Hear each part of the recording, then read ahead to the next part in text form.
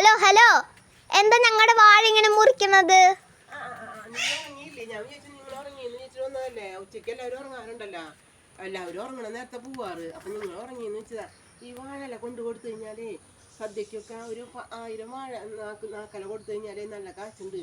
അതാരറിയാറില്ല. അപ്പൊ ഞാൻ എല്ലാവരും വീട്ടിൽ പോയിട്ട് ഉച്ചയ്ക്ക് ഉറങ്ങണ നേരത്ത് പോയിട്ട് മുറിച്ചു കൊണ്ടുവരും. അപ്പൊ അത് കൊടുത്തു കഴിഞ്ഞാൽ എൻ്റെ ആവശ്യങ്ങൾക്കും എൻ്റെ മരുന്നിനുള്ള കാശിനും കാശ് കിട്ടും. അത് കാരണം ദേ ആ 3 വീട്ടിൽ മിഞ്ഞാന്നൊക്കെ പോയി മുറിച്ചു കൊണ്ടുവന്നു. ഇപ്പൊ നിങ്ങളുടെ വീട്ടിൽ വന്നപ്പോ നിങ്ങളെല്ലാവരും ഉറങ്ങല്ലേ, അതിൽ കുറ്റിട്ട് കിടക്കണുണ്ടു. അപ്പൊ അത് വിചാരിച്ചിട്ട് ഞാൻ വന്നതല്ലേ. അല്ല, ഞങ്ങൾ കുറച്ച് ദിവസമായി ഞങ്ങളുടെ വാഴയുടെ ഇല ഇങ്ങനെ കെടുക്കണേ. ഞങ്ങൾക്കിപ്പോൾ പിടികിട്ടി, അമ്മാമ്മയാണ് ഇപ്പോൾ വാഴയില പറിച്ചുകൊണ്ട് പോണേന്ന്. അതിപ്പോ കാശ് കൊടുത്തിട്ട് പ്രകൃതി തരുന്നതല്ലേ ഈ വാഴയില. അതിപ്പോ എല്ലാവർക്കും അവകാശപ്പെട്ടതാ. എന്നാ വെച്ചൊരു കാര്യം ചെയ്യാം, അമ്മാമ്മ ഈ വാഴയില കൊണ്ടുപോയിക്കോ, ആ കിട്ടണ കാശും കൂടെ എനിക്ക് തായോ. അതെ, അത് ഇത്തിരി ബുദ്ധിമുട്ടും. എന്താന്ന് വെച്ചാല് ഞാൻ മുറിക്കുക, ഞാൻ എല്ലായിടത്തും കൊണ്ടു കൊടുക്കുക. വാഴ നിങ്ങളുടെ പറഞ്ഞിട്ട് കാര്യല്ലേ, ഇല ഞാൻ മുറിച്ചിട്ട് ഞാനല്ല കൊണ്ടു കൊടുക്കുന്നത്. ആ കാശ് നിങ്ങൾക്ക് തരും അല്ലേ? അതെ, ഞങ്ങളുടെ വാഴയിലാണ്, അമ്മാമ്മയുടെ വാഴയിലല്ല. ഇല ഞാനല്ല മുറിച്ച് കൊണ്ടു, നിങ്ങളുടെ വാഴ കൂടി ഞാനല്ല ഇല മുറിച്ച് അവരുടെ വീട്ടിലേക്ക് എത്തിക്കുന്ന. 1000 ഇല കൊടുത്തു കഴിഞ്ഞാൽ എത്ര രൂപയെന്നറിയാം? 1000 രൂപൻ്റെ.